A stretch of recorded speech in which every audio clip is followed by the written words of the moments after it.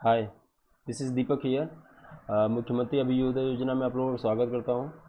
बच्चों, हम लोग क्या पढ़ रहे हैं? प्लांट फिजियोलॉजी पढ़ रहे हैं। प्लांट फिजियोलॉजी में चैप्टर था रिस्पायरेशन इन प्लांट। हम लोगों ने अभी तक 2 क्लासेज इसमें ऑलरेडी पढ़ रखा है। आज इसका लास्ट क्लास है।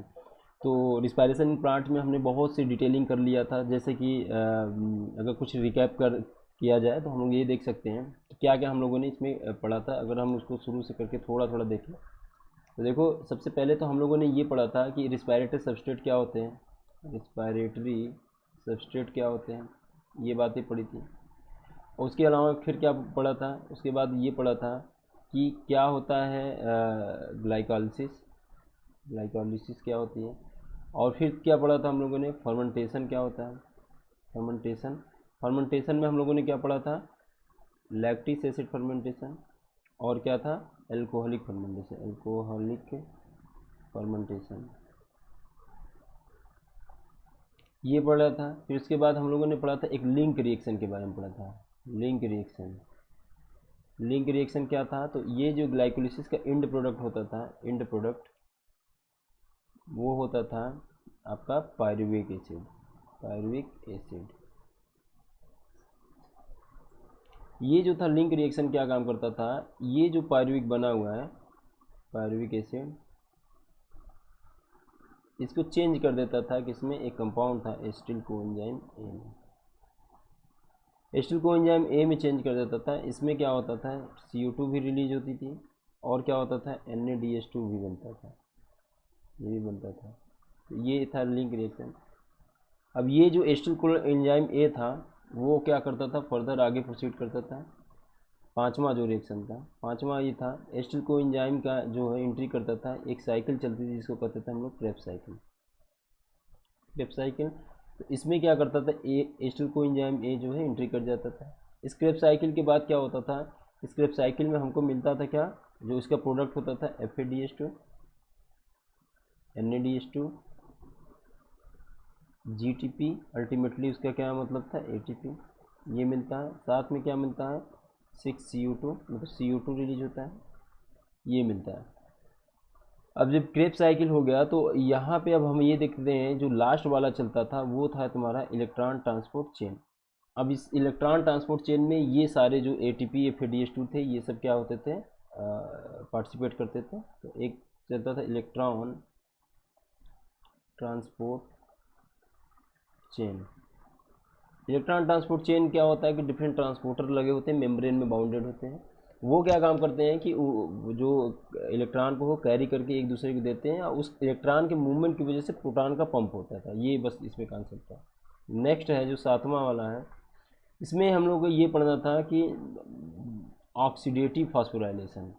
क्या पढ़ना था? Oxidative phosphorylation. कुल कितने स्टेप पढ़े? 7 स्टेप पढ़े हम लोगों ने। अब ये जो इतना हम लोग सब कुछ पढ़ लिए, क्रेब साइकिल में क्या पढ़ रहा है ये पढ़ लिया। ये अगर थोड़ा सा फिर से रिकैपुलेट करना चाहें हम लोग, थोड़ा सा समझें तो रिस्पायरेशन प्लांट में जो सबसे पहला रिस्पायरेटरी सबस्ट्रेट क्या क्या था? तो रिस्पायरेटरी सबस्ट्रेट था ग्लूकोज। फिर क्या होता था? मतलब शुगर था। और क्या हो सकता था? प्रोटीन भी हो सकता है उसमें। और क्या हो सकता है? लिपिड भी हो सकता है। सीक्वेंस में अगर कहा जाए तो सबसे पहले ये यूटिलाइज होगा, फिर ये यूटिलाइज होगा, फिर तीसरा ये यूटिलाइज होगा अगर ऑक्सीडेशन के लिए जाएगा। रिस्पायरेशन क्या होता था? तो ऑक्सीडेशन ऑफ फूड स्टफ होता था। ग्लाइकोलिसिस क्या होता है? इसके बारे में हम लोग पढ़ा था कि ये 10 स्टेप रिएक्शंस थे। ये present in all type of cell. Present in all type of cell. अब सेल चाहे वो एनारोबिक एरोबिक हो चाहे एनारोबिक हो, आइदर एरोबिक हो या फिर क्या हो? एनारोबिक हो। ये बात पढ़ा था हम लोगों ने। और इसमें क्या होता है? जो 4 ATP बनता था और 2 ATP जो होता था वो ये जो था ये एक फेज चलती थी इसमें, पे ऑफ फेज। इसमें 4 ATP बनता था। और दूसरा था क्या? Preparatory phase. प्रिपरेटरी फेज इसमें 2 ATP जो होता था यूज होता था। तो नेट गेन ATP जो होता था वो कितना था? 2 ATP। कितनी ATP? 2 ATP। तो ग्लाइकोलिसिस के जो प्रोडक्ट था उसमें 2 ATP बनता था। इसके साथ साथ यहाँ पे क्या बनता था? NADH2 भी बनता है, 2 मॉलिक्यूल। ठीक है। तो ये थे प्रोडक्ट ग्लाइकोलिसिस के। एंड प्रोडक्ट जो होता था ग्लाइकोलिसिस का वो क्या था, पायरुविक एसिड था।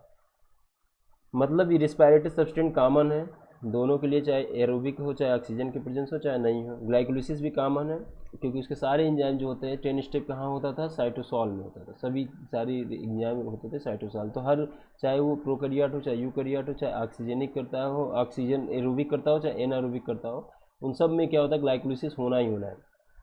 क्लियर है। अब यहाँ ध्यान देने वाली है, फर्मेंटेशन किस में होगा, तो जहाँ पे O2 क्या होगा, एब्सेंट होगा या लैक होगा, इन एडिक्वेट मात्रा में होगा, तो वहाँ पे दो मॉलिक्यूल बन सकता है। लैक्टिक एसिड फर्मेंटेशन ये 3 कार्बन का, और दूसरा क्या था, एल्कोहलिक फर्मेंटेशन 2 कार्बन का। यहाँ हमने क्या कहा था कि 2 बातें याद रखनी है कि यहाँ पे जो है जिंक करें या 2 कार्बन है, यहाँ पे 1 कार्बन जो होता है CO2 के फॉर्म में बाहर निकलता है। कितना कार्बन, 1 कार्बन जो है CO2 के फॉर्म में क्या होता है, बाहर निकलता है। तो यहाँ पे लेकिन CO2 का एवोल्यूशन होता है। पायरुविक एसिड से ये दोनों बनते हैं, पायरुविक एसिड से क्या बनता है, लैक्टिक एसिड बनता है, ये बनता है। अब डिपेंड करता है ये दोनों का जो होता है एक्चुअल क्या होता है, रिडक्शन होता है।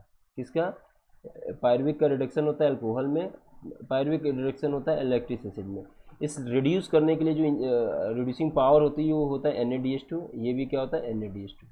ये आता है NADH2 कहाँ से, तो ये जो इसमें बना था वही वाला NADH2 यहाँ यूज होता है।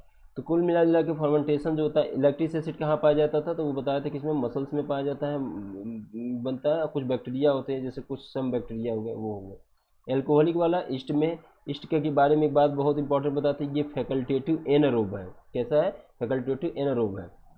ईस्ट है यूनिसेलुलर यूकैरियोट है, लेकिन फैकल्टेटिव एनारोब, जैसा उसको कंडीशन मिलेगा उस हिसाब से ये वर्क करेगा। नेक्स्ट वाले रिएक्शंस यहाँ तक तो चला गया, ये सबके लिए कॉमन था, सबके लिए ग्लाइकोलिसिस तक कॉमन था। अगर अब यहीं पे 2 हो गया, या तो 3 जाए या तो 4 जाए। अगर 3 जाएगा तो भी 4, 5, 6 इधर नहीं जाएगा। अगर 3 नहीं गया तो ये 4, 5, 6, 7 जाएगा। तो 3 अगर हम यहाँ पे निकाल लें कि जो ऑक्सीजन के प्रेजेंस में रिस्पायरेशन नहीं करते हैं, एनारोबिक करते हैं, तो 2 के बाद सीधे आ जाएगा किसमें, लिंक रिएक्शन। क्योंकि ये क्या करता था, वही 3 कार्बन के पायरुवेट के 2 कार्बन एस्टिल कोएंजाइम ए में बनाता था। यहाँ पे एक क्या होता है, डीकार्बोक्सिलेशन होता है और NADH2 बनता था यहाँ पे। और फिर इसके बाद जो होता है, जब ये बन गया पायरुविक एसिड 3 कार्बन, ये जो लिंक रेखे एस्टिल कोएंजाइम में, ये अब इंटर कर जाता है माइटोकॉन्ड्रिया में। ये जो पायरुविक है तभी एस्टिल कोएंजाइम, ये रिएक्शन भी माइटोकॉन्ड्रिया में मैट्रिक्स में चलता है। फिर वहाँ पे एक साइकिल चलती है जिसको कहते हैं क्रेब्स साइकिल। क्रेब्स साइकिल की खास बात ये है कि ये जो साइकिल होती है एक रिंग में चलती है। इसका फर्स्ट मेंबर कार्बन होता है, कौन सा होता है, मैलिक एसिड, सॉरी ऑक्जेलोएस्टिक एसिड ना, OAA ऑक्जेलोएस्टिक एसिड इसका फर्स्ट मेंबर होता है, जिससे क्या होता है, एस्टिल कोएंजाइम में जाकर उसी से जुड़ जाता है और क्या होता है, FADH2 NADH2 या GTP या ATP ये बनाने लगता है। हमने शुरू में किया था कि जो एरोबिक की रिस्पायरेशन है उस वाले में ज़्यादा से ज़्यादा एनर्जी बनती है, लेकिन यहाँ पे FADH2 NADH2 ज़्यादा बना है, ना कि ATP बना है। तो जब भी हम ये पढ़ें कि फास्फोराइलेशन का मतलब होता है कि synthesis of ATP from ADP या इनऑर्गेनिक फॉस्फेट, ये पढ़े हैं। अब ये जो है ये चीज़ तो यहाँ बना नहीं, तो इस सिंथेसिस के लिए इस जो कंपाउंड है FADH2 NADH2 का, हम क्या काम करेंगे, इसका ऑक्सीडेशन करेंगे। हम क्या करेंगे, इसका ऑक्सीडेशन करेंगे। तो इस ऑक्सीडेशन की वजह से प्रोटॉन पंप, पी मिचेल की हाइपोथेसिस वर्क करेगी। वहाँ प्रोटॉन ग्रेडियंट जनरेट होगा मेम्ब्रेन में, और जिसकी वजह से प्रोटॉन पंप करेगा, ATP बनेगा।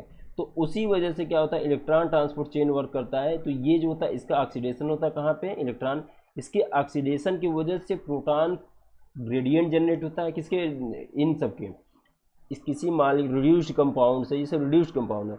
ये जो कंपाउंड की वजह से, इन दोनों के वजह से इलेक्ट्रॉन ट्रांसपोर्ट चेन चलता है, जिससे इसका ऑक्सीडेशन होने की वजह से, इसके ऑक्सीडेशन होने की वजह से प्रोटॉन ग्रेडियंट जनरेट होता है, और उसी की वजह से क्या ATP बनता है। इसका ये मतलब हुआ कि इसको हम ऑक्सीडेटिव फास्फोराइलेशन कर सकते हैं। क्यों, क्योंकि due to the proton gradient is generated due to activity of oxidation of FADH2 and NADH2। इस वजह से इसको हम क्या कहते हैं, ऑक्सीडेटिव फास्फोराइलेशन। फोटोफॉस्फोराइलेशन में क्या था, वो जो एनर्जी प्रोटॉन ग्रेडियंट जनरेट करने का कारण था, वो क्या था, आपका लाइट थी। इसलिए यहाँ पे क्या, उसको हम टर्म देते हैं ऑक्सीडेटिव फास्फोराइलेशन। ये जो दोनों होते हैं कपल्ड होते हैं, इलेक्ट्रॉन ट्रांसपोर्ट चेन और जो ऑक्सीडेटिव फास्फोराइलेशन होता है, ये कैसे होते हैं, एकदम कपल्ड होते हैं, एक दूसरे से होते हैं, जुड़े होते हैं। इसका केवल काम क्या है, इलेक्ट्रॉन मूव कराना, प्रोटॉन पंप कराना, इलेक्ट्रॉन मूव कराना, प्रोटॉन पंप कराना, इलेक्ट्रॉन मूव कराना, प्रोटॉन पंप कराना, इस तरह से कराना है। इलेक्ट्रॉन मूव शुरुआत कहाँ से होगी, तो FADH2 NADH2। इसके लिए बहुत से इलेक्ट्रॉन ट्रांसपोर्टर होते हैं, जैसे NADH2 के लिए सक्सिनेट डिहाइड्रोजनेज था, और इसके लिए क्या कहते हैं FADH2 के लिए, और इसके लिए NADH2 डिहाइड्रोजनेज था, इसके लिए सक्सिनेट डिहाइड्रोजनेज था। ये बनता है GTP वाला, तो ऑलरेडी क्या बताए थे, इस तरह से रिएक्शन होता है कि GTP से तुरंत क्या बन जाता है, ATP बन जाता है। इसी ऑक्सीडेटिव फॉस्फोराइलेशन में हमको क्या बनता है, ATP बनता है। तो ये पूरा था ओवरव्यू जो आज तक हमने 2 क्लास में, लास्ट 2 वीडियोज़ में हम लोगों ने देखा है कि क्या कैसे कैसे होता है।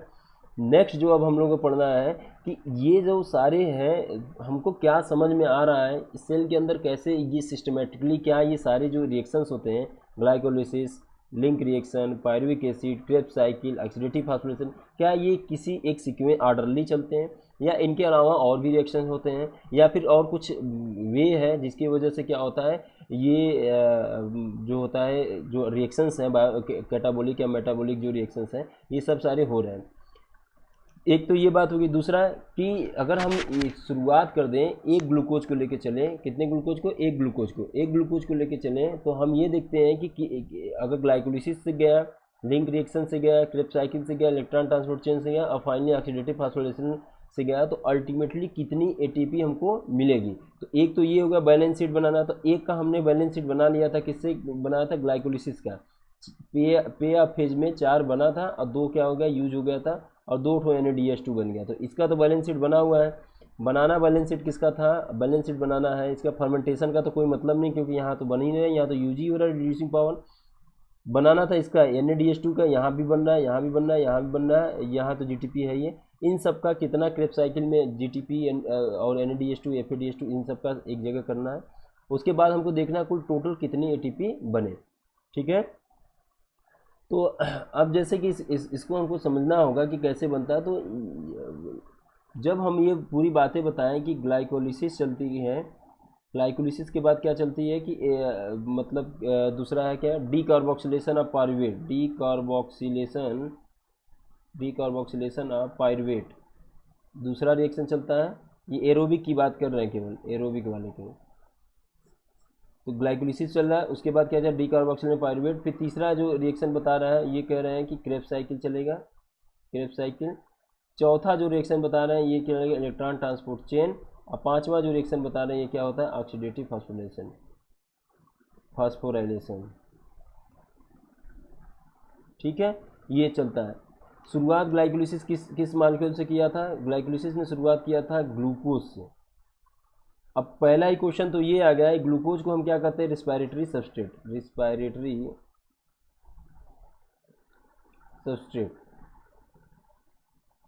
अब जो ग्लूकोज जो है रिस्पायरेटरी सबस्ट्रेट है, तो अभी हम लोगों ने ये भी पढ़ा था कि शुगर भी हो सकता है रिस्पायरेटरी सबस्ट्रेट, लिपिड या फैट भी हो सकता है, और क्या हो सकता है, प्रोटीन भी हो सकता है। तो हम जब किसी की कैलकुलेट करेंगे ये सीक्वेंस, तो हम केवल क्या मान के चल रहे थे कि रिस्पायरेटरी सबस्ट्रेट शुगर था, और शुगर में क्या था, केवल ग्लूकोज था, तभी हम ये पूरे रिएक्शन को कर रहे हैं। अब मान लो अगर रिस्पायरेटरी सबस्ट्रेट ये इसकी जगह पे ये लिपिड हो, रिस्पायरेटरी सबस्ट्रेट हो सकता है क्या करते हैं, प्रोटीन हो सकता है, तो ये सब चीज़ें हो सकती है। तो एकदम क्लियर कट हमको बता पाना बहुत कठिन होगा कि कितना ATP बना और कितना ही कहाँ कहाँ कंज्यूम हुआ। हमारे सेल के अंदर जो होते हैं लाखों करोड़ों रिएक्शंस ऐसे चलते हैं। जैसे देखो ध्यान से, एक कॉमन बता रहे हैं, A से गया B, B गया C में, C गया D में, D गया E में। दूसरा तब तक यहाँ था, यहाँ पे कोई X था, X चेंज हुआ Y में, Y चेंज हुआ, इंटरमीडिएट B बनाया, B जो बनाया क्या बनाया, N बनाया, N जो है क्या, Z बना लिया। अब Z जब ये बन गया, और दूसरा फिर इसी में हम दिखा रहे हैं कि जो Z है ये प्रोडक्ट बन गया। उसके अलावा जो है मान लो यहाँ पे ये बना, मान लो यहाँ पे था O। अब देखो इस तरह के कितने रिएक्शन जो है आपस में एकदम जुड़े हुए हैं। अब हम क्या केवल देख रहे हैं कि ग्लूकोज जब रिस्पायरेटरी सबस्ट्रेट ले रहे हैं, तो हम इस वाले रिएक्शन को एकदम सीधे देख रहे हैं। देखो पहला ग्लाइकोलिसिस हो गया, दूसरा हो गया इलेक्ट्रॉन ट्रांसपोर्ट डीकार्बोक्सिलेशन हो गया, इलेक्ट्रॉन ट्रांसपोर्ट चेन, TCA और ऑक्सीडेटिव फॉस्फोराइलेशन, इस तरह से हम सोच रहे हैं। लेकिन एक्चुअल क्या हो रहा है, ऐसे रिएक्शन चल रहा है मेटाबॉलिक रिएक्शन में। मतलब ये जो है जिस रिएक्शन की बात कर रहे थे बी वाले, बी एक्चुअली इंटरमीडिएट है इस रिएक्शन का भी, और इस रिएक्शन में भी कहीं ना कहीं पार्टिसिपेट कर रहा है। तो सेल को जब जिस जिस रिएक्शन की ज़रूरत, जैसे सेल को जेड की ज़रूरत पड़ी तो इस वाले को ज़्यादा प्रीफर नहीं करेगा, सेल ये करेगा कि इस तरह से ऐसे लेके आएगा, जेड वाले को ज़्यादा बनाएगा, इस वाले रिएक्शन को थोड़ा सा रोक देगा क्योंकि ज़्यादा इसकी ज़रूरत है। तो सेल अपने आप में कोऑर्डिनेशन इन बायोकेमिकल रिएक्शंस का कोऑर्डिनेशन किए रहता है, और वो क्या करता है कि जो इस कोऑर्डिनेशन को मेंटेन करता है, होमोस्टैसिस कहते हैं इसको। तो जब भी कोई किसी चीज़ कोई जैसे कोई कंपाउंड उसका ब्रेकडाउन होता है तो उसको कहते हैं कैटाबोलिक प्रोसेस, और जब कोई कंपाउंड उसमें कुछ वाई जुड़ रहा है, एक्स वाई हो रहा है, तो उसको कहते हैं एनाबोलिक प्रोसेस। तो अगर हम ध्यान से देखें तो यहाँ पे तो देखो कुछ नए चीज़ यहाँ पे अगर मान लो, अगर यही वाला हम लोग स्टेप पूरा मान लें, aerobic respiration, glycolysis, Krebs cycle, ये सब पूरा मान लें, तो ये तो हम देख रहे थे कि कैटाबोलिक हो रहा था, लेकिन यही क्रेब्स साइकिल की ही वजह से जो कोई एक कंपाउंड था बी था, किसी दूसरे का इंटरमीडिएट बन गया, तो इसको सिंथेसिस करने में, जेड के सिंथेसिस करने के लिए मदद किया। तो ये वाला तो प्रोसेस हो गया एनाबोलिक ना, ये तो कैटाबोलिक था लेकिन ये क्या था, एनाबोलिक। तो ये कह पाना कि कोई पर्टिकुलर रिएक्शंस को कि पूरा सेट ऑफ रिएक्शन यहाँ से यहाँ तक चले ये केवल कैटाबोलिक है, ये बहुत बड़ी भूल होगी। क्यों? क्योंकि अगर हम ये देख रहे हैं कि बहुत से ऐसे जो बीच बीच में इंटरमीडिएट बन रहे हैं कंपाउंड, वो कहीं ना कहीं दूसरे रिएक्शंस के लिए, दूसरे कंपाउंड को सिंथेसिस करने के लिए हो रहा है, यूज हो रहा है एज ए इंटरमीडिएट। तो कहने का बात है कि ये जो होता है कैटाबोलिक भी हो सकता है, एनाबोलिक भी हो सकता है। इसलिए जो रिस्पायरेटरी पाथवे होते हैं उनको हम क्या कहते हैं, एक फ्रिक्वेंटली अगर हम पूछा जाए कि क्या कह सकते हैं, तो पूरे रिस्पायरेटरी पाथवे को हम ये कहते हैं, ये जो होता है कैटाबोलिक नहीं है, ये एक तरह का क्या है, एम्फीबोलिक पाथवे है। कैसा है? एम्फीबोलिक पाथवे। जो रिस्पायरेटरी पाथवे कैसी पाथवे है? एम्फीबोलिक पाथवे। क्यों? क्योंकि यहाँ पे जो होता है बहुत से ऐसे रिएक्शंस हैं जो इंटरमीडिएट दूसरे वाले के लिए है, इसलिए इसको क्या कहते हैं, एम्फीबोलिक पाथवे करते हैं। तो अगर हम ग्लूकोज से ग्लाइकोलिसिस बनाएं, ये ऐसे करते करते यहाँ इलेक्ट्रॉन ट्रांसपोर्ट चेन और ऑक्सीडेटिव फॉस्फोरिलेशन तक आए, तो हम ये मानते हैं कि इसमें कोई इंटरमीडिएट रिएक्शन नहीं चल रहा है, मतलब ऐसा वाला कोई रिएक्शन नहीं चल रहा है, ये मानेंगे तब ये कंप्लीट माना जाएगा। और ये एस्टिमेट किया गया कि 38 ATP जो होता है बनता है एक मालिक्यूल से ग्लूकोज के ऑक्सीडेट। इसके बारे में हम लोगों ने लास्ट वीडियो में अच्छे से डिटेल किया था, कब 38 बन रहा है और कब जो है 2.5 ATP बनता है एक NADH2 से, और कब FADH2 से 1.5 बनता है, और कब इस तरह का ये लोग कंसीडर करते हैं, मतलब यहाँ पे ऐसा दिया गया। तो आपको ये याद रखना है कि NCERT ने 38 दिया, तो अभी आपको क्या करें, इसी की फॉलो करना है, 38 ATP मानना है। ठीक है, तो क्या क्या हो गया कि हमने ये पढ़ा कि पूरी जो अभी तक क्या क्या पढ़ रहा था वो सारी बातें पढ़ी, और कैसे लिंक होते हैं रिएक्शन से एक दूसरे का इंटरमीडिएट प्रोड्यूस करके, और फिर क्या होता है कि कैसे जो होता है कि सिंथेसिस करते हैं ATP की, और कितनी सिंथेसिस करते हैं, क्या होता है कैटाबोलिक प्रोसेस, क्या होता है एनाबोलिक, और क्या होता है एम्फीबोलिक। अब आ जाते हैं हम लोग NCERT की बैलेंस शीट को देख लेते हैं और उसको समझते हैं। तो अब हम लोग जब समझेंगे इसको बहुत आसानी से समझ लेंगे कि क्या है एक्चुअल सीन, इसमें ये क्या बताना चाहते हैं। तो देखो इसने कहा है कि द रिस्पायरेटरी बैलेंस शीट, इसके बारे में हमको पढ़ना है। तो it is possible to make calculate the net gain, it is possible to make net gain ATP from energy glucose. तो हमने ये बताया कि कितने ATP बनाते हैं, 38 ATP, but reality this can remain constant for theoretical exercise. मतलब ये केवल थियोरेटिकल होगा जब हम क्या मानेंगे, जब पूरे जो glycolysis, Krebs cycle, electron transport chain, oxidative phosphorylation, ये सब अगर जानेंगे कि कोई इंटरमीडिएट कहीं से इसमें लिंक नहीं कर रहा है और ये थियोरेटिकल कॉन्सेप्ट होगा, तभी हम ये कह सकते हैं कि हाँ 38 ATP बनेगा। लेकिन प्रैक्टिकली ऐसा नहीं है, ऐसा कभी पॉसिबल ही नहीं है कि कोई रिएक्शन, लंबा रिएक्शन चल रहा हो और किसी दूसरे का इंटरमीडिएट ना हो। हम लोग उतना ही जानते हैं जितना अभी तक खोजा जा चुका है। ऐसा नहीं है कि जो नहीं खोजा गया वो अभी एग्जिस्ट नहीं करता, वो अभी भी है। इसका मतलब बहुत से ऐसे बायोकेमिकल पाथवे इलुसिडेट किया, हो सकता है कल पता चल जाए ग्लाइकोलिसिस का इस पाथवे से ज़्यादा इंपॉर्टेंट किसी दूसरे पाथवे के सिंथेसिस में ज़्यादा इन्वॉल्वमेंट है। तो इस तरह की बातें हैं। तो इसलिए कह रहा है कि ये थियोरेटिकल एक्सरसाइज है, केवल प्रैक्टिकल नहीं है। क्यों? क्योंकि वो ऐसा पॉसिबल ही नहीं है जब हम कांस्टेंट एकदम सोचे कि ग्लाइकोलिसिस चलेगा, फिर ऑर्डरली चलेगा, फिर उसके बाद क्या चलेगा, क्रेब्स साइकिल चलेगा। क्योंकि ग्लाइकोलिसिस चला तब तक उसका इंटरमीडिएट था, जैसे पायरुविक एसिड बना, तो पायरुविक एसिड जो हो गया उसका इंटरमीडिएट किसी दूसरे रिएक्शन में यूज हो गया, तो फिर क्या हुआ, तब तो कोई मतलब ही नहीं है, आगे बढ़ेगा ही नहीं, एसिटिल कोएंजाइम में नहीं बढ़ेगा, आगे नहीं बनेगा। देयर इज सिक्वेंशियल, जब हम क्या मान, this calculation can be made only certain assumption, अगर हम ये माने, एजम्पशन करें, लेकिन ऐसा नहीं होता है कि 100% यही होता है। ये माने कि ये जो रिएक्शन है ग्लाइकोलिसिस ये सिक्वेंसली है, ऑर्डरली है, एकदम एक के बाद एक आ रहा है, with one substrate forming next to glycolysis, मतलब एक के बाद जैसे ग्लाइकोलिसिस, फिर उसके बाद जब साइकिल ऐसा चलेगा तब टीसीए साइकिल फिर चलेगा, फिर ईटीएस चलेगा, फिर तब ये हम मान सकते हैं कि हाँ ये ऐसा हो सकता है, एटीपी का कैलकुलेशन कर सकते हैं। दूसरी बात है NADH2 synthesize in glycolysis is transferred into the mitochondria undergoes oxidative phosphorylation, और ये हम मान रहे हैं जो ग्लाइकोलिसिस वाला था, ग्लाइकोलिसिस का जो NADH2 है, NADH2 यहाँ ग्लाइकोलिसिस का बना था, ये तो ग्लाइकोलिसिस बना था ना, तो ग्लाइकोलिसिस कहाँ हो रहा था, साइटोप्लाज्म में, और यहाँ माइटोकॉन्ड्रिया में ऑक्सीडेटिव फॉस्फोरिलेशन हो रहा था। तो यहाँ से जब हम ये मानते हैं कि ये गया इसके अंदर, अब जबकि ये बहुत सोचने वाली बात है कि NADH2 जो है साइटोसाल में प्रोड्यूस हो रहा है, यहाँ बहुत से ऐसे रिएक्शन हो रहे होंगे जिसमें NADH2 यूज हो रहा है, लेकिन हमको क्या अज्यूम करना है ना कि हाँ मान लीजिए ये NADH2 भी चला गया कहाँ पे, यहाँ पे। जिसके लिए बहुत लोगों ने बताया कि शटल जो होते हैं, जो बहुत से ट्रांसपोर्टर प्रोटीन होते हैं, इसको ले जाते हैं, कुछ ATP का कंज्यूम करते हैं, कुछ ऐसे ही करते हैं, जैसे क्या होता है कि क्या कहते हैं उसको, शटल्स होते हैं जिनली, वो क्या करते हैं लेके जाते हैं इनको, उसमें भी कुछ कंज्यूम होता है तो कुछ ATP कम हो जाता है, जैसे 38 की जगह 36 बनने लगता है ATP। तो ग्लिसरॉल फास्फेट होता है एक शटल, एक होता है मैलिक डिहाइड्रोजनेज, ऐसे मैलेट ऐसे कुछ करके है दूसरे का नाम, तो उसमें ज़्यादा बनता है और ग्लिसरॉल फास्फेट वाले में कम बनता है, 36 ATP बनता है। तो वो बात की बात है, यहाँ डिस्कस करने वाली बात नहीं है, यहाँ बस समझने वाली ये बात है कि NADH2 हम ये मानते हैं कि NADH2 जो है ये चला आया है माइटोकॉन्ड्रिया में भजने के लिए, ये चेक की तरह काम करता था ना, भजने के लिए चला है। नेक्स्ट है none of the intermediate pathway utilize synthesis other compound, यही कहना है कि अगर X से Y, Y से Z ऐसे बन रहा है तो इसमें ये मत समझिए कि कोई A से B बना रहा है X Y इंटरमीडिएट लेके, ये गलत बात है, इसको नहीं, आपको यही केवल मानना, अज्यूम करना पड़ेगा। वनली ग्लूकोज बिंग, और दूसरा ये भी है कि ऐसा मत समझिए कि प्रोटीन आया ये कुछ बना, तो ये भी नहीं समझना। नो अदर अल्टरनेटिव सब्सट्रेट, केवल हमको ये मानना है कि केवल ग्लूकोज ही यूज हुआ है, तब जाके हम बता सकते हैं कि 38 ATP बने हैं, तब जाके हम बताएंगे कि एक ग्लूकोज मालिक्यूल से hence there can be calculate 38 market during the aerobic respiration of 1 molecule of glucose, ये तब हम बता सकते हैं। But this kind of assumption not really, ये बहुत इंपॉर्टेंट बात लिखें कि ऐसा होता नहीं है कि कोई इंटरमीडिएट ना बने, तो हम अज्यूम करके, अब एग्जाम में पूछा जाएगा तो हमको बताएंगे हम अज्यूम कर रहे हैं, ऐसा करके तभी होगा।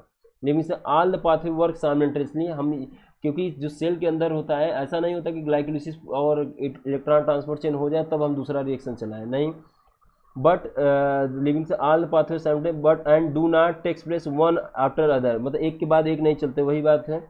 Substrate in the pathway and are withdrawn from it and when necessary, जब जरूरत पड़ेगी, मतलब ये कह रहे हैं कि जैसे कि मान लो कोई X था, X चेंज हुआ Y में, Y चेंज हुआ Z में, तो अब यहाँ से कोई था B चेंज हुआ A में, A चेंज हुआ किसमें, Y में, Y चेंज हुआ किसमें, N में।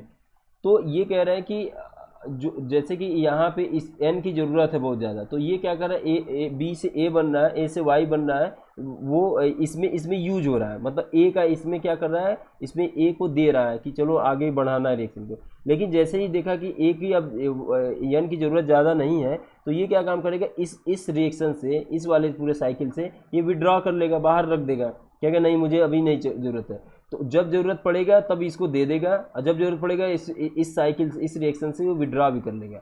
तो कह रहा है कि व्हेन, यही है कि substrate enter the pathway are withdraw from it as when necessary, जब जरूरत हो तब इन करेगा उस साइकिल में, जब मन करेगा तब, जब जिस तरह का जरूरत पड़ेगा उस तरह से आउट कर लेगा। ATP is utilized and when needed, जब जरूरत पड़ेगा तब। Enzymatic rates are control by multiple means, बहुत से मीन्स होते हैं, जैसे प्रोडक्ट का कंसंट्रेशन हो गया, टेम्परेचर, pH, ये सब होता है। It is useful to exercise the appreciate beauty of efficiency living system extraction strongly energy storing energy, मतलब यही खूबसूरती है कि इतना केमिकल रिएक्शंस हमारे बॉडी में चलते हैं और सब ऑर्डरली चलते हैं, और उसमें क्या ATP बनता है, यूज होता है, तब जाके हम क्या बता सकते हैं कि 38, कब, जब एजम्पशन करें तब। अब पूछेगा क्वेश्चन कि बिना एज्यूम करते हुए बताइए 38 ATP बनेगा, तो कहोगे कि नहीं, इट इज मतलब पॉसिबल नहीं है ऐसा डिटरमाइन करने के लिए। अब कंपेयर कर रहे हैं कि फर्मेंटेशन और एरोबिक रिस्पायरेशन में क्या जो है चेंजेज हैं। फर्मेंटेशन में क्या occur only partial break down, क्यों? क्योंकि 6 कार्बन से इसने बीच में ब्रेक डाउन कर दिया, 3 कार्बन के 2 मालिक्यूल बनाए, या तो फिर क्या बनाए, 2 कार्बन के 2 मालिक्यूल बनाए और 2 CO2 रिलीज किया। तो ये बन सकता है लैक्टिक एसिड, ये एल्कोहलिक एसिड। और इस वाले में तो कहीं NADH2 बिल्कुल यूज हो रहा था, कहीं ATP बन नहीं रहा था, लेकिन ग्लाइकोलिसिस वाले में 2 ATP बन रहा था, गेन हो रहा था। बन तो 4 रहा था लेकिन गेन कितना होता, 2। तो where aerobic respiration completely degradation CO2 ये होता है, ये तो हम लोग पढ़ लिए थे। Fermentation there is net gain only 2 ATP, very very important. कितना, 2 ATP। और 2 ATP अगर इसमें बनना है तो 38 ATP किसमें बनना था, एरोबिक वाले में, और इसमें 2 ATP। तो अगर कंपेयर किया जाए तो 1:2 कितने का रेशियो है, 19 का रेशियो। मतलब एरोबिक एनारोबिक से, फर्मेंटेशन से और एरोबिक का कंपेयर करें तो 1:19 का रेशियो है। Each molecule will degraded by pyruvic acid where as many more molecules ATP generated under aerobic respiration, मतलब वही मेनी मोर का मतलब 38 है। NADH oxidized to NAD rather slowly in fermentation. However, reaction is very vigorous in case of aerobic में electron transport change चलता है, जल्दी जल्दी क्या करते हैं, इलेक्ट्रॉन ट्रांसपोर्ट, इलेक्ट्रॉन का ट्रांसपोर्ट होना वो तेजी से होगा, यहाँ पे थोड़ा स्लो होता है।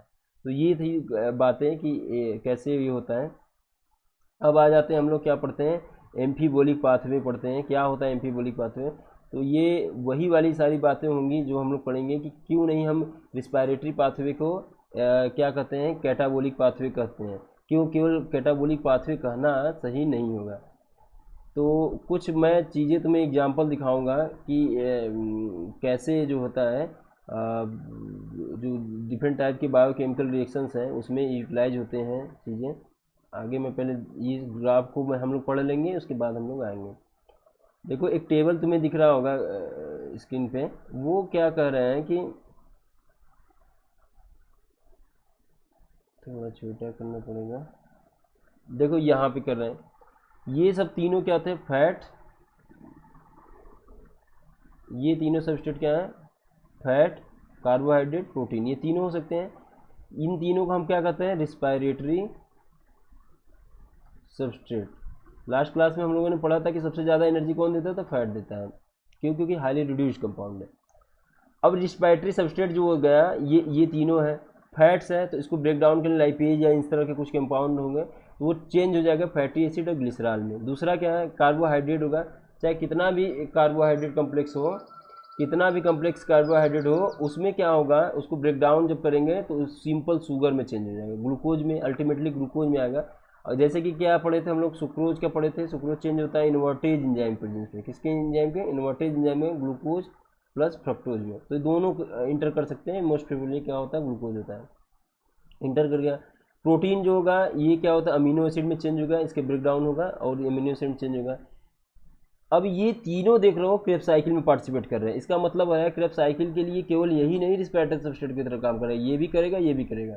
इनमें कौन कौन करता है, तो फैट जो चेंज होता है फैटी एसिड ग्लिसरॉल में। फैटी एसिड जो होता है केवल फैटी एसिड ब्रेक डाउन होता है और बनाता क्या, एस्टिल कोएंजाइम ए।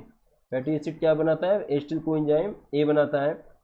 और एस्टिल कोएंजाइम ए हम लोग पढ़े थे, पायरुविक से डिकार्बोक्सिलेशन होता तब बनता था, वो एस्टिल कोएंजाइम में फैटी एसिड बनाया। इसके साथ जो ग्लिसरॉल था, ग्लिसरॉल क्या था, अभी इस बार नीट में आया था क्वेश्चन में, ट्राईहाइड्रॉक्सी प्रोपेन, 1 2 3 प्रोपेन, 3 हाइड्रॉक्सी, ट्राईहाइड्रॉक्सी प्रोपेन। ये वाला जो होगा ये टूट के 3 कार्बन का ये था, 3 कार्बन का ये DHAP बनाता है, डाईहाइड्रॉक्सी एस्टोन फास्फेट। ये कन्वर्ट हो सकता है ग्लिसरॉल डिहाइड PgAl, 3 फास्फोग्लिसरॉल्डिहाइड PgAl में चेंज हो जाएगा, ये भी 3 कार्बन का आइसोमराइज हो जाएगा।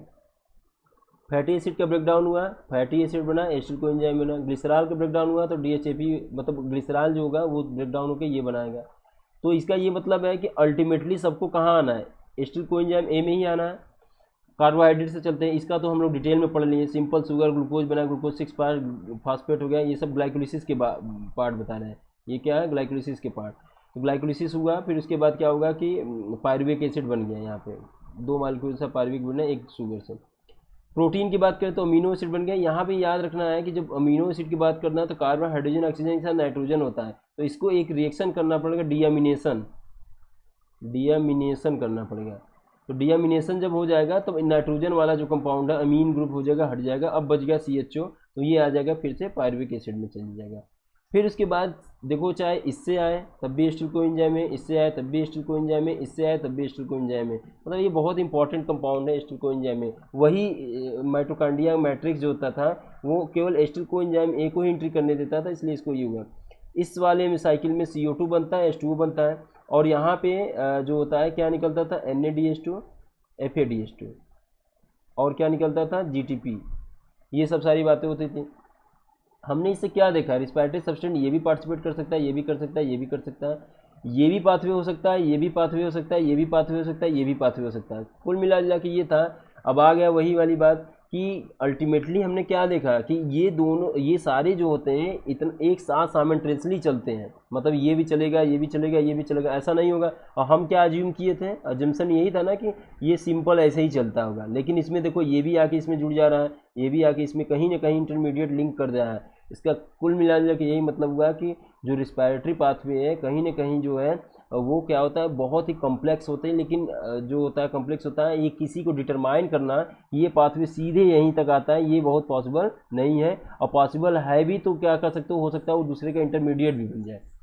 ये बात थी। दूसरी ये बात थी यहाँ पे कि अगर हमको बनाना है क्या, फैटी एसिड, क्या बनाना है, फैटी एसिड, तो इस वाले जो जो जो एसिटिल कोएंजाइम ये था इसको हम चेंज कर देंगे किसमें, फैटी एसिड में चला जाएगा, ये इंटरमीडिएट बन जाएगा। अब क्रेब्स साइकिल में नहीं आया। फिर उसके बाद हमको अमीनो एसिड बनाना है, तो इस तरह से हम भी क्या करेंगे, कुछ इसमें से कुछ रिएक्शंस जो क्रेब्स साइकिल के होंगे चले जाएगा अमीनो एसिड सिंथेसिस करने। इससे अगर कुछ बनाना है एसिटिल कोएंजाइम ए से जब बनाना है कुछ, या फिर इधर से कुछ बनाना है तो ऊपर चले जाएगा, इसको कहते हैं ग्लूकोनियोजेनेसिस, ग्लूकोज बनाने के लिए। मतलब ये पाथवे तो पढ़े ही पढ़े हैं, लेकिन इसका उल्टा भी पाथवे होता है, मतलब कि जो इनको रेगुलेट करता है और वो इन सबको सिंथेसिस करता है। मतलब रिस्पायरेटरी सब्सटेंस सिंथेसाइज भी होते हैं और वो ये भी होता है। तो इस तरह से देख लो, इधर भी जा रहा है उधर भी जा रहा है। इसका ये मतलब है ये दोनों जो पाथवे में क्या होगा, एम्फीबोलिक होंगे। अब इसका मतलब समझते हैं हम लोग। देखो कहाँ ये एक डायग्राम दिखा रहे हैं तुम्हें। पहले तो दो बातें समझ जाओ कि क्या होते हैं। एक डिफिनीशन होती है जिसकी अभी एनसीईआरटी ने चर्चा किया है, उसका नाम नहीं दिया है, स्क्रीन पे शो हो रहा है, एनाप्ल्यूरोसिस और कैटाप्ल्यूरोसिस। तो जैसे कैटाबोलिस था वैसे ही, लेकिन थोड़ा सा अलग है इससे। एनाप्ल्यूरोसिस का मतलब है series of enzymatic reaction in which metabolic intermediate enter the citric acid from the cytosol. मतलब अगर हमको कुछ ही चीज साइट्रिक एसिड में जाकर कोई चीज़ जुड़ेगा, कहाँ से, साइटोसॉल से। मतलब ये जो साइटोसॉल था यहाँ पे, और यहाँ माइटोकॉन्ड्रिया का मैट्रिक्स था, ये माइटोकॉन्ड्रिया मैट्रिक्स है, ये मैट्रिक्स है। अब यहाँ साइटोसॉल से कोई कंपाउंड क्रेब्स साइकिल के लिए माइटोकॉन्ड्रिया मैट्रिक्स में जाए तो इसको हम देख सकते हैं एनाप्ल्यूरोसिस। और यही जस्ट रिवर्स जाए, अपोजिट हो जाए प्रोसेस में, इंटरमीडिएट जो बनेगा वो चला जाए किसमें, साइट्रिक एसिड साइकिल से क्या, साइटोसॉल में, तो उसको कहेंगे कैटाप्ल्यूरोसिस। क्लियर है।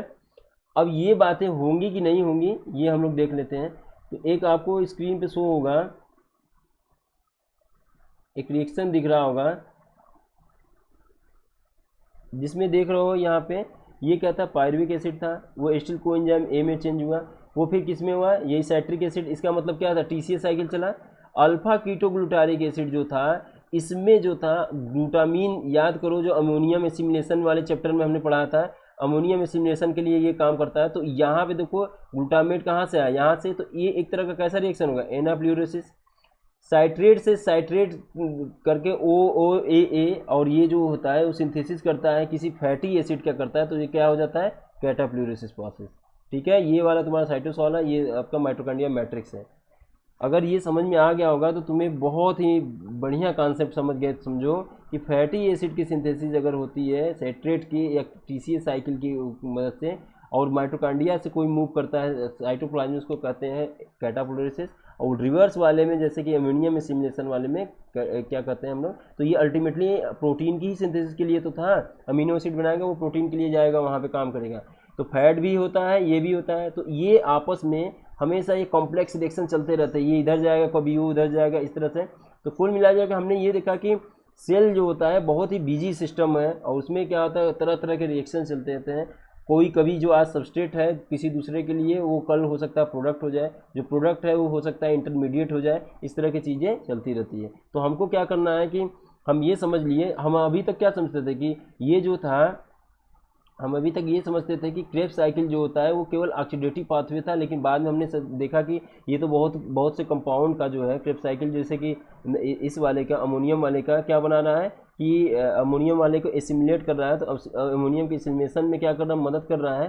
तो कहीं ना कहीं ये जो हो रहा है कि एक तरह का सिंथेटिक पाथवे कर रहा है, जैसे ये वाला एक सिंथेटिक पाथवे कर रहा है, तो हम इसको ऑक्सीडेटिव तो कह नहीं सकते, केवल हम क्या कहेंगे, दोनों कहेंगे, ऑक्सीडेटिव और मतलब क्या कहते हैं, एक्सीडेटिव कहना है, कैटाबोलिक कह नहीं सकते, तो हम इसको कैटाबोलिक भी कहेंगे, एनाबोलिक भी कहेंगे। तो इसलिए रिस्पायरेटरी पाथवे को एम्फीबोलिक कहना ज़्यादा सही है as compare to catabolic anabolic. एक कॉन्सेप्ट यहाँ से आया निकल के। दूसरा ये है कि जब भी कोई जो साइकिल चलती है, ये देखो यहाँ पे इंटरमीडिएट प्रोवाइड ये करता है, जब भी कोई साइकिल इंटरमीडिएट, तो हमेशा एक ही वे के लिए नहीं होता, हो सकता है ये इस वाले के लिए हो तो आगे प्रोसीड नहीं करेगा। फैटी एसिड हो चाहे ये सब सबस्ट्रेट की तरह काम करते थे, लेकिन ये सब सिंथेसाइज भी करते हैं तो कैटाफ्लोरेसिस भी हो जाता है। तो ये अगर सारी बातें समझ गए ना कैटाफ्लोरेसिस और ये वाला, तो अब हम लोग पढ़ लेते हैं एनसीईआरटी को। देखो ये वही सारी बातें को कितनी शॉर्ट फॉर्म में कंसर्न किए हैं, उसको हम लोग देखेंगे। तो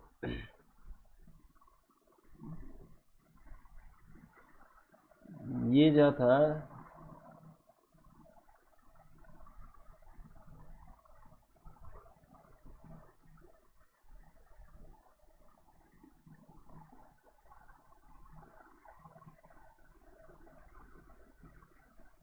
आ गया। देखो एम्फीबोलिक पाथवे, ये क्यों एम्फीबोलिक पे ज़्यादा इंटरेस्ट रख रहे हैं, क्यों, क्योंकि वो जो अभी रिएक्शंस पड़े हैं उस तरह की चीज़ें इसमें हो रही है। Glucose he favoured substrate for respiration, ये एकदम जान जाओ कि ग्लूकोज तो होता ही है। All carbohydrate usually first converted into glucose before use the respiration, other substrate also respired also mentioned earlier but they are early respiration first step. Glucose glycolysis जो होता है उसमें क्या होता है, थोड़ा अलग ही होता है ग्लाइकोलिसिस, मतलब प्रोटीन वगैरह में तो ग्लाइकोलिसिस नहीं होता, डीएमिनेशन होता था, उसमें क्या होता fatty entry and different substrate in the respiratory pathway, ये हम लोग देख लिए कि बहुत से सबस्ट्रेट होते हैं इसमें करते हैं। Fat would need to be broken down into glycerol fatty acid, glycerol चला जाएगा किसके लिए, एसिटिल कोएंजाइम ए बनाने के लिए, और फैटी एसिड, सॉरी उल्टा हो गया ना, ग्लिसरॉल इसके लिए हो जाएगा, ग्लिसरॉल चला जाएगा तुम्हारा डीएचएपी बनाने के लिए, ये बनाने के लिए चल जाएगा। If fatty acid were be to be respired first degraded into acetyl coenzyme, अगर फैटी एसिड को रिस्पायर करना है तो सबसे पहले क्या बनाना है, एसिटिल कोएंजाइम में, ये चला जाएगा क्रेब्स साइकिल में। Enter the pathway, glycerol would be either pathway being converted PGL, वही phosphoglyceraldehyde. The protein would be degraded by proteases, वही प्रोटीएज डिग्रेड करेगा, कार्बोहाइड्रेट को क्या करेगा, एमाइलेजेज या ये सब डिग्रेड करेंगे, फैटी एसिड को lipases. Individually amino acid after deamination करेगा, ये याद रखना है कि अमीन को अलग करना है, अमीन को अलग करना है, अमीन को अलग करके ही हम आगे क्या प्रोसीड करेंगे। फिर उसके बाद कह रहा है कि the protein would be degraded by the proteases amino acid after DMA keeping dependent upon their structure entry of their pathway, ये भी डिपेंड करता है कि कैसा उसका स्ट्रक्चर है। With in the Krebs cycle और इवन पायरुवे का एस्टिक, ये मतलब कहीं भी इंटर कर सकते हैं। Since respiration will break down of substrate, respiration pathway is traditionally considered है, ट्रेडिशनली इसको हम क्या कंसिडर करते हैं, कैटाबोलिक, लेकिन देखने से तो कैटाबोलिक था, लेकिन जब हम इंटरनली देख रहे हैं कि ये अमीनो एसिड में सिंथेसिस में मदद कर रहा है, के लिए इंटरमीडिएट का काम कर रहा है, जैसे अल्फा ग्लूटामिक एसिड। दूसरा क्या कर रहा है, फैटी एसिड के लिए जो कैटाफ्लोरेसिस चल रहा था वो कर रहा है। तो ये कहना है कि respiratory catabolic pathway, but understanding correct, क्या ये अंडरस्टैंडिंग करेक्ट है, तो कहोगे नो, ये सही नहीं है, क्योंकि ये पाथवे जो होता है एम्फीबोलिक होते हैं। We have discussed above at which point respiratory substrate different substrate enter in the with they respire use to derive energy. What is the important guys that it is very compound that is withdrawn. देखो withdraw कर लेता तो इसको क्या कहते हैं, anaplerosis, anaplerotic pathway from the respiratory pathway. जब भी कोई पाथवे विड्रॉ कर ले रिस्पायरेटरी पाथवे से तो उसको कहेंगे इनाफ्लूरोटिक। From the synthesis acid substrate, hence fatty acid will be broken down in the acetyl coenzyme before entering the respiratory pathway when it is used to substrate. But when organism needed synthesis of ATP की करेगा तो वो फिर क्या करेगा, उधर की तरफ चला जाएगा, acetyl coenzyme would be withdrawn, acetyl coenzyme को फिर से ले लेगा। तो ये acetyl coenzyme को जब साइटोप्लाज्म में ले लेगा तो इसको क्या कहेंगे, कैटाफ्लूरोटिक हो गया यहाँ पे। तो यही है, देखो एनाफ्लूरोटिक यहाँ था, यहाँ पे कैटाफ्लूरोटिक की बात कर रहे हैं, लेकिन इन्होंने नाम नहीं दिया। It hence respiratory pathway comes into the picture both during the breakdown synthesis of fatty acid, मतलब फैटी एसिड के सिंथेसिस में हो रहा है और वहाँ भी हो रहा है, ऐसे अमीनो एसिड वाले भी था। Similar during breakdown of synthesis of protein, जैसे ये भी देखा रिस्पिरेटरी इंटरमीडिएट लिंक, जैसे कौन था, अल्फा कीटोग्लूटारिक एसिड वाला। Breakdown process with in the living organism catabolism and the synthesis of anabolism, because the respiratory pathway involved in both anabolism catabolism, it would be hence better than the consider the respiratory एम्फोबोलिक rather than catabolic। Catabolic की जगह पे हम इसको अगर एम्फीबोलिक कहेंगे तो वही best चीज़ है, ठीक है। तो ये थी तुम्हारा जो, अगर तुम्हें पूछा जाए कि बताओ कि जो रिस्पायरेटरी पाथवे होती है वो कॉमनली क्या होती है, तो कहोगे कि वो जो पाथवे होती है उसमें दोनों पाथवे होती है, कैटाबोलिक भी होती है और एनाबोलिक होती है, इसलिए हम इसको क्या कहते हैं, एम्फीबोलिक पाथवे कहते हैं। ये फिगर हम लोग देख लिया था, इसमें वो यही वाली बात बता रहा था कि फैटी एसिड से एस्टिल कोएंजाइम ए बना, लेकिन जब जरूरत पड़ेगी तो ये फिर एस्टिल कोएंजाइम ए चला जाएगा उधर उसको सिंथेसिस करने के लिए, ठीक है। अब आगे हम लोग बढ़ते हैं, रिस्पायरेटरी क्यूटेंट पढ़ते हैं, आरक्यू जिसे कहते हैं। अब ये हुआ कि कौन सा रिस्पायरेटरी क्यूटेंट ये डिटरमाइन करेगा कि कितना O2 को यूज कर रहा है कोई रिस्पायरेटरी सब्सटेंट, क्या कर रहा है, कोई भी रिस्पायरेटरी सब्सटेंट कितना O2 को यूज कर रहा है, इसी को डिटरमाइन करेगा। तो ये किस जो रिस्पायरेटरी सब्सटेंट किसी रिस्पायरेटरी सब्सटेंट को कितना यूज कर रहा है, कितना ऑक्सीजन कंज्यूम कर रहा है उसको ब्रेक डाउन करने के लिए, इसी बेसिस पे है।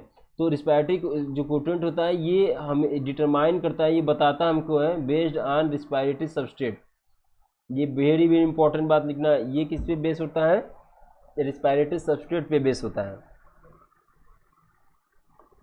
तो रिस्पायरेटरी सबस्ट्रेट पे जब कर रहे हैं बेस होता है आरक्यू, तो ये जब कोई ऑक्सीजन इवाल्व होगा, जैसे कोई मान लो ग्लूकोज को तोड़ना है, तो ग्लूकोज को तोड़ने के लिए क्या था, 6O2 लग रहा था और इसके बदले में 6CO2 और 6H2O निकलता था। तो 6O2 यूज हुआ, 6CO2 आउट हुआ। तो ग्लूकोज को ब्रेक डाउन करने के लिए हम ये देख रहे हैं कि 6 ऑक्सीजन यूज हो रहे हैं और जो हो रहा है ये CO2 ज़्यादा है, 6 ही निकल रहे हैं।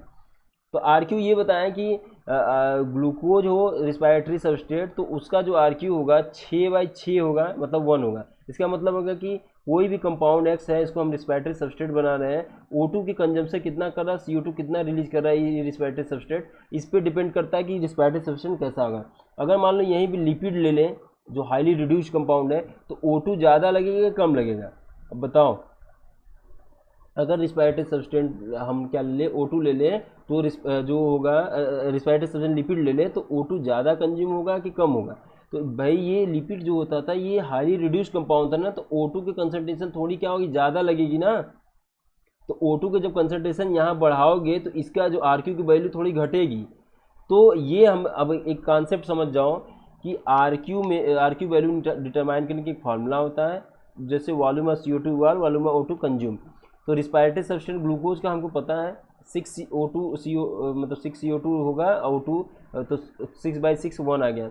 अब जब यही हम करने गए मान लो लिपिड के लिए या फैट के लिए, तो हम आरक्यू निकालेंगे। तो आरक्यू जो होता है इसमें जो, तो मान लो हम 6वें CO2 मान ले रहे हैं, ऐसा होता नहीं है, एक केस बता रहे हैं, मान लो 6 CO2 था आउट हुआ, तो O2 इसके कंपेयर में तो ज़्यादा लगे ना, क्योंकि ये ज़्यादा रिड्यूस्ड कंपाउंड है, तो इसको ऑक्सीडाइज करने में ज़्यादा O2 यूज होगा। तो 6 की जगह पे यहाँ पे जो O2 लग रहा था ज़्यादा, 6 से हो सकता है 10 लग जाए या ज़्यादा लग जाएगा, तो इसकी वैल्यू आरक्यू की क्या आएगी, कम आएगी। तो ग्लूकोज का आरक्यू हमेशा 1 होगा, लिपिड का और फैट का जो होगा आरक्यू हमेशा क्या होगा, 1 से कम होगा। क्यों, क्योंकि ज़्यादा ऑक्सीजन कंज्यूम करेगा। यही बस अगर कॉन्सेप्ट याद रखोगे तो ये तुम्हारा हो जाएगा।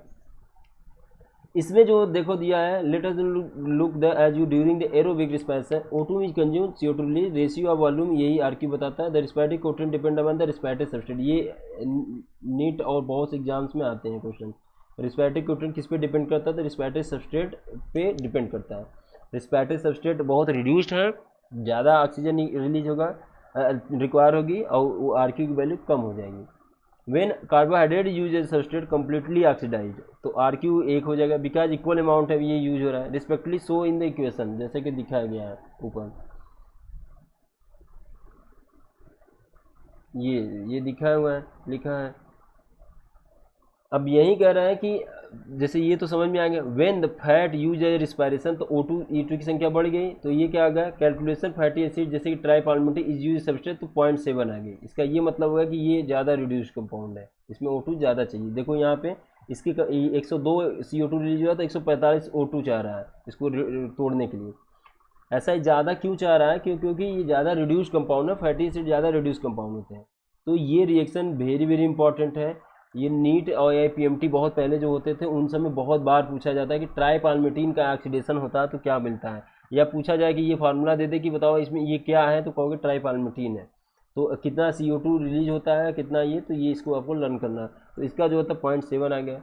प्रोटीन जब होता है तो लगभग 1 के पास ही आता है, लेकिन वो भी 1 से कम होता है। प्रोटीन रेस्पिरेटरी सब्सटेंस मतलब ज़्यादा से ज़्यादा ऑक्सीजन किसको चाहिए? सबसे ज़्यादा फैट को। तो अगर एनर्जी के कंसर्न में करें तो सबसे ज़्यादा अगर एक मॉलिक्यूल यूज करें तो सबसे ज़्यादा फैट में, फिर उसके बाद किस में आएगा? प्रोटीन, और फिर उसके बाद किस में आएगा? कार्बोहाइड्रेट में। लेकिन सबसे पहले यूज होगा वो क्या होगा? कार्बोहाइड्रेट। फिर उसके बाद क्या हो जाएगा? सबसे पहले फिर क्या होगा? फैट होगा। फैट के बाद फिर क्या होगा? प्रोटीन होगा। प्रोटीन एकदम प्रोटीन प्लाज्मिक सबस्ट्रेट होता है, सबसे लास्ट में यूज होता है। तो कार्बोहाइड्रेट पहले, फिर फैट, ये हो जाएगा।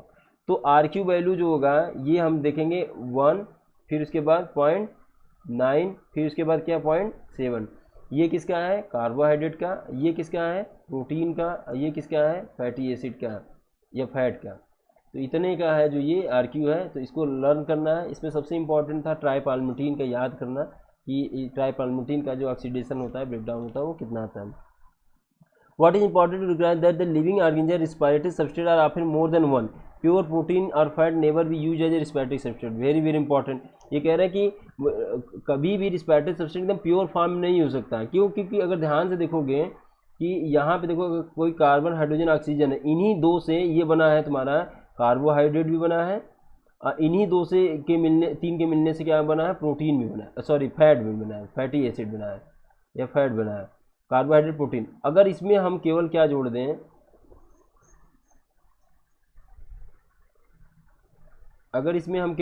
दें, जैसे देखो यहाँ पे, यहाँ अगर केवल खाली नाइट्रोजन जोड़ दें, CHO के पास है, तब जाके ये हो जाएगा क्या? प्रोटीन। तो अल्टीमेटली कुल देखा जाए तो अगर 3-4 कंपाउंड हो जाए CHON, तो इससे हम क्या क्या पा सकते हैं? इससे हम क्या पा सकते हैं? प्रोटीन पा सकते हैं, इससे हम फैट पा सकते हैं, इससे हम क्या पाते हैं? कार्बोहाइड्रेट पा सकते हैं। तो ये जो कह रहा है कि बहुत ही मिक्स होते हैं, प्योर प्रोटीन फैट यूज करना रिस्पिरेटरी सबस्ट्रेट में बहुत मुश्किल है, ना के बराबर, इसलिए नेवर यूज होता है, ऐसे करके होता है। तो ये था तुम्हारा पूरा यहाँ से। आई थिंक ये इसके आगे अब नहीं कुछ है।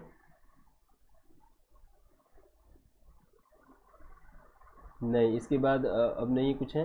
तो अब देखो हम लोगों ने अभी तक क्या क्या पढ़ा। ये आज वाले चैप्टर में हमने ये देखा कि क्या होता है एनाप्लूरेटिक पाथवे, क्या होता है कैटाप्लूरेटिक पाथवे, क्या होता है रिस्पिरेटरी सबस्ट्रेट, कैसे जो होता है इंटरमीडिएट प्रोडक्ट बनते हैं, कैसे एम्फीबोलिक पाथवे इन्वॉल्व होते हैं, क्या क्या क्या कैसे फार्मूला होता है RQ का, RQ किस बेसिस पे डिटरमाइन होते हैं, कैसे जो होता है फैटी एसिड का सिंथेसिस करने के लिए कौन सा इंटरमीडिएट पाथवे इस्तेमाल हो जाता है, अल्फा कीटोग्लूटारिक एसिड अमोनियम के सिमुलेशन में कैसे इस्तेमाल होता है, कैसे साइटोसॉल से माइटोकॉन्ड्रिया में जाता है, मूवमेंट होता है, माइटोकॉन्ड्रिया से साइटोसॉल में जाता है। तो ये सारे रिएक्शंस हम लोगों ने देखा।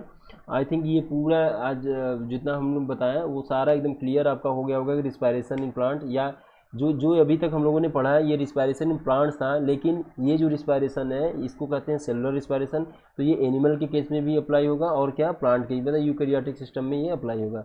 ईस्ट को छोड़ देना। ईस्ट क्या होता है? ये वो दोनों तरफ चलता है, वो फैकल्टेटिव एनारोब की तरह काम करता है। अब देखो ये तो सारे अभी तक पढ़ लिए, तो कुछ हम लोग ऑब्जेक्टिव क्वेश्चंस कर लेते हैं इसके बारे में, सिंपल सिंपल सा। फिर उसके बाद नेक्स्ट क्लास में हम लोग नया चैप्टर के साथ मिलेंगे। तो शुरू करते हैं। कुछ मैंने आप लोगों के लिए कुछ क्वेश्चंस लाए हैं। अब देखो इसमें एक क्वेश्चन पूछा, plant get along without respiratory organ because of the following accept. Plant can get along without respiratory organ, मतलब प्लांट में रिस्पिरेटरी ऑर्गन नहीं होता है ना। Plant can get along without respiratory organ because of the following accept. तो ये plant में respiratory organ नहीं होते हैं, और जो होता है प्लांट में रिस्पिरेटरी ऑर्गन नहीं होते हैं, बिना उसके क्या करता है ये, बिना उसके भी क्या करता है? रिस्पायर करता है। इसमें कौन सी बात सही होगी? एक्सेप्ट करके जिसको छोड़ देते हैं। Each plant part take care of its own need, plant do not present great demand of oxygen. ये सब NCERT की लाइन, अगर तुम्हें याद होगा। गैस डिफिन प्लांट अगर easily over long distance in plant, each living cell in a plant is located quite close to surface. देखो ये सभी लाइन जो थी, ये सभी एनसीईआरटी की लाइन थी, ये भी एनसीईआरटी की लाइन थी, लेकिन ये क्या लिखा था, ओवर लॉन्ग नहीं, शॉर्ट डिस्टेंस की बात थी। गैस डिफिशिएंट प्लांट अगर इजली ओवर लॉन्ग नहीं, शॉर्ट डिस्टेंस, बस इतना ही अंतर था। नहीं तो बकिया each plant takes care of its own gases exchange needed, plant need do not present great demand of gases exchange, ज़्यादा नहीं करते हैं। Gas diffuse each living cells in plant is located quite close to the surface, बहुत से जो होते हैं वो क्लोज होते हैं। The plant can get without spider because all the following except, एक को छोड़ के, तो यही वाली है, लॉन्ग डिस्टेंस तक नहीं करते हैं। अगला हम लोग पढ़ते हैं, during prolong fasting what is the sequence of the following organic compound used for the body. तो सबसे पहले अगर पूछा जब लंबे समय तक, तो जितना सेल का कार्बोहाइड्रेट है वो यूज हो जाता है, कार्बोहाइड्रेट यूज हो जाता है, फिर उसके बाद क्या होता है, फैट होता है, फिर उसके बाद क्या होता है, प्रोटीन। अभी ये हम लोगों ने पढ़ा है। तो इसमें हम लोगों ने ये देखा कि सबसे पहले कार्बोहाइड्रेट, फिर फैट, फिर प्रोटीन। तो पहला कार्बोहाइड्रेट, नेक्स्ट प्रोटीन, गलत बात है, पहला प्रोटीन नहीं, गलत बात है, फर्स्ट कार्बोहाइड्रेट, नेक्स्ट फैट, फिर प्रोटीन, तीसरा ऑप्शन इसका भी सही है। क्लियर है ना? तो इस तरह से हो गया। अब आगे देखते हैं हम लोग, एक क्वेश्चन और है।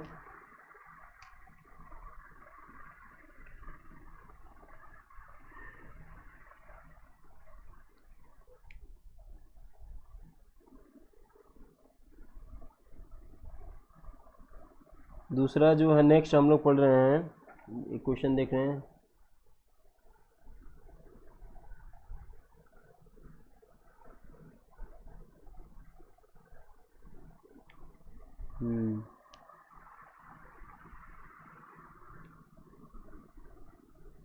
नेक्स्ट करते हैं हम लोग, नेक्स्ट वाला देखो नीचे है। अब ये क्वेश्चन था कि जो पायरुवेट डिहाइड्रोजिनेज जो एंजाइम था, कौन सा एंजाइम, पायरुवेट डिहाइड्रोजिनेज, उसका हम लोग पढ़े थे कि कौन सा जो था वो इसमें काम करता है। तो पायरुवेट डिहाइड्रोजिनेज पहले काम क्या करता है, तो ये इसका बताया था, ये 3 कॉम्प्लेक्स ऑफ रिएक्शन है, E1 E2 E3। तो इसमें क्या करता है, पायरुविक एसिड को ये कन्वर्ट कर देता है किसमें, एसिटिल, वो एंजाइम ए में। यहाँ पे क्या होता है, ये 3 रिएक्शन काम करते हैं, एक डिकार्बोक्सिलेशन, एक क्या होता है, रिडक्शन का काम करता था, एक क्या होता था, एसिटाइलेशन, ट्रांस एसिटाइलेशन करता था। तो कॉम्प्लेक्स रिएक्शन था, यहीं पे ये काम करता था। इस वाले में इसने कहा था मैग्नीशियम एक कोफैक्टर था। एनसीईआरटी की लाइन में जब देखोगे तो यहाँ पे लिंक रिएक्शन वाले में मैग्नीशियम का इस्तेमाल होता था, मैग्नीशियम Mg, तो ये वाला दूसरा ऑप्शन सही होगा। ठीक है, अब है जो नेक्स्ट है,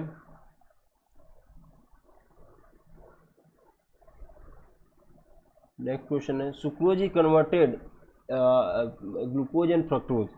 देखो सबसे पहले जो प्लांट होती है इसमें फोटोसिंथेसिस होगी, फोटोसिंथेसिस होगी तो क्या बनता है, ग्लूकोज बनता है। तो ग्लूकोज जो होता है क्या होता है, मोनोसेक्राइड। ये सब हम लोग पढ़े हैं किसमें, ग्लूकोज जो होता है मोनोसेक्राइड होता है। ये चेंज होता है किसमें, सुक्रोज में। सुक्रोज में जब चेंज होगा, क्यों, क्योंकि ये क्या है, डाइसैकेराइड है। सुक्रोज क्या है, डाइसैकेराइड है। ये जो होता है मोनोसेक्राइड जो होता है, ये कैसा था, शुगर, रिड्यूसिंग शुगर, इसलिए यूज करता है क्या, ये नॉन रिड्यूसिंग शुगर को ट्रांसपोर्टेबल फॉर्म में, non reducing sugar, non reducing sugar. अगला जो कह रहे हैं कि जो सुक्रोज बना हुआ है, सुक्रोज फिर किस में स्टोर हो जाता है, स्टार्च के फॉर्म में। तो ये जो था ये क्या, पॉलीसेक्राइड है।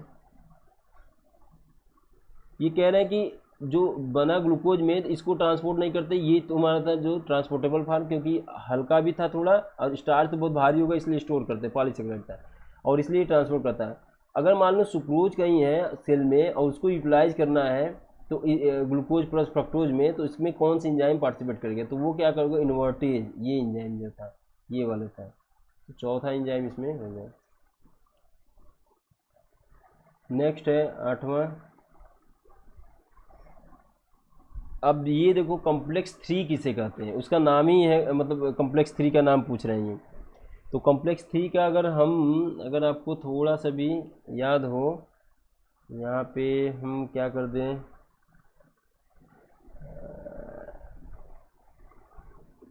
स्ट्रिक कैसे बताएं आपको, देखो ऐसे है, एक सेकेंड दिखा रहे हैं आपको, कॉम्प्लेक्स थ्री की बात।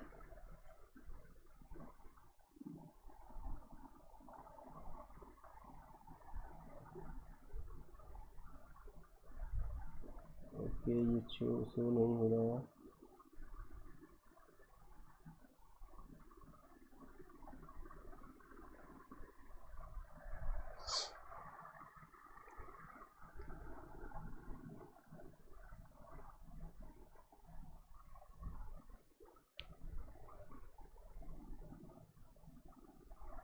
आ गया। हम लोग किसकी बात की, कॉम्प्लेक्स थ्री की बात। ओके।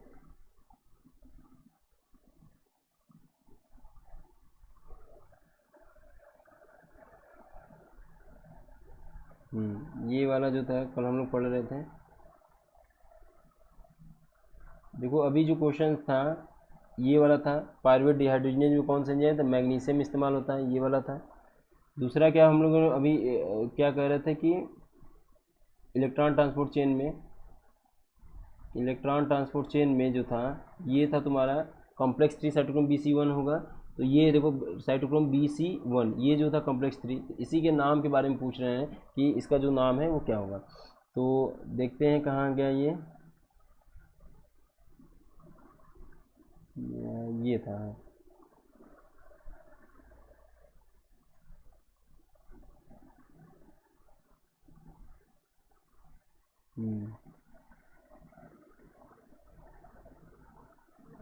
क्यों था,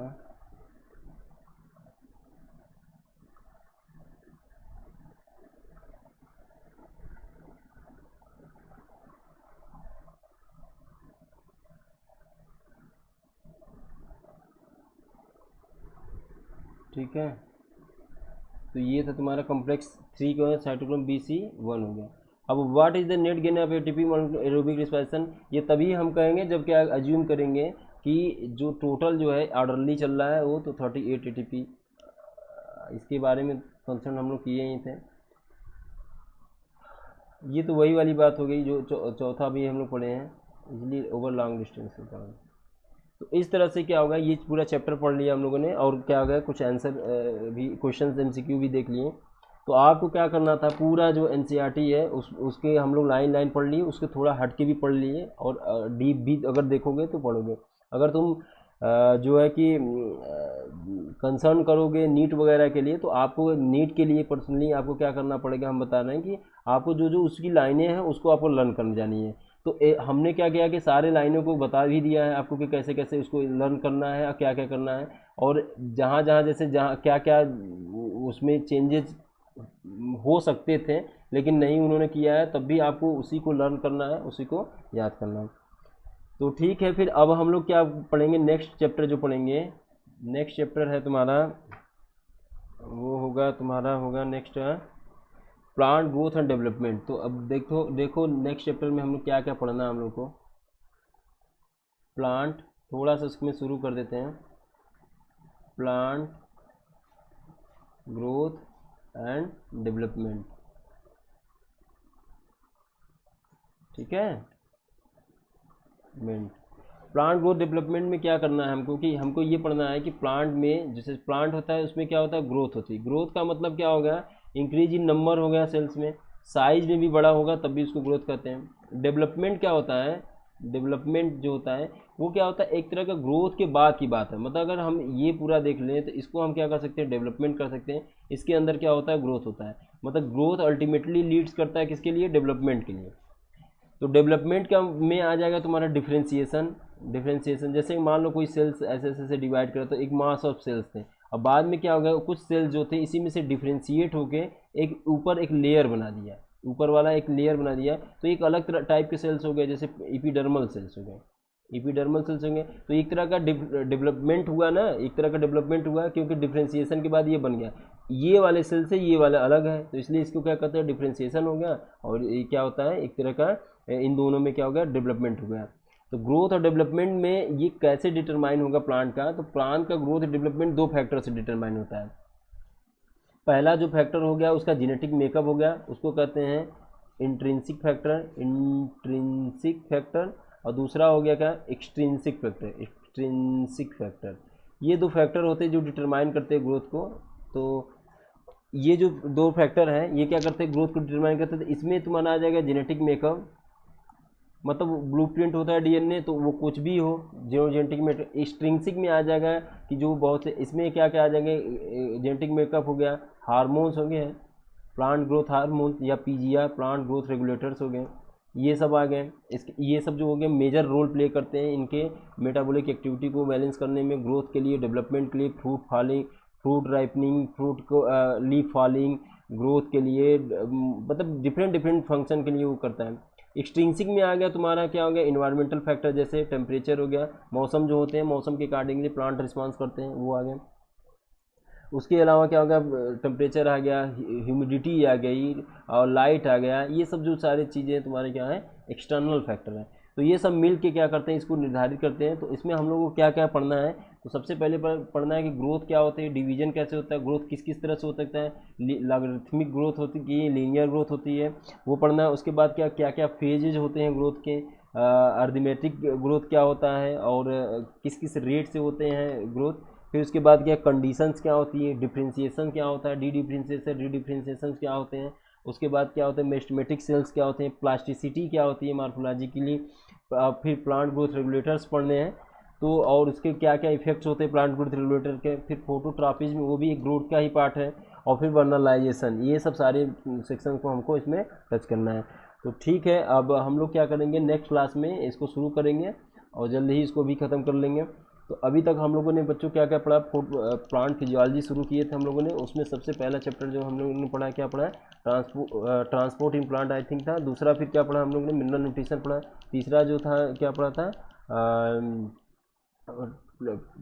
फोटोसिंथेसिस इन हायर प्लांट। चौथा जो पढ़ रहे हैं हम लोग, क्या पढ़ रहे हैं, रिस्पायरेशन इन प्लांट, वो आज खत्म हो गया। अब पांचवा हम लोग जो पढ़ने जा रहे हैं वो है तुम्हारा क्या है, ग्रोथ एंड डेवलपमेंट, जिसमें हम लोग को क्या क्या पढ़ना है, growth, development, differentiation, plant plant growth regulator, photo periodism, उसके बाद वर्नलाइजेशन, ये सब सारी बातें पढ़नी है। तो इसी के साथ आज का यही क्लास रोकते हैं। और कुछ कोई क्वेरी हो रहा कर तो आप लोग कमेंट बॉक्स में दे दिया कीजिए, और अच्छा लगे तो लाइक भी किया कीजिए, ठीक है, और शेयर भी किया कीजिए और लोगों का भला हो सके। तो इसी के साथ हम लोग आज ये बंद करते हैं यहीं पे, फिर कल मिलते हैं। Thank you.